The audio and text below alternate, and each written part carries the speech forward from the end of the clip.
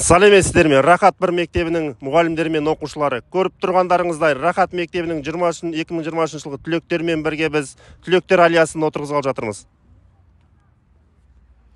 Адамға абырой әперетін үш іс бар. Ол құмда қазылған құдық, өзенге салынған көпір, жол жағасына отырғызылған саялы ағаш.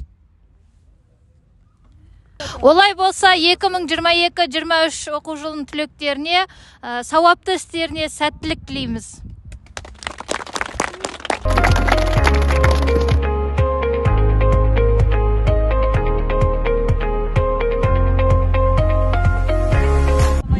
Бұл түлектер аллеясының негізгі мақсаты елімізде ұйымдастырып жатқан жасыл ел акциясына үлес қосу. Яғни мектебімізді жасыл мектепке айналдырып, көгалдандыру мен жайнату мақсатында ұйымдастырып отырмыз.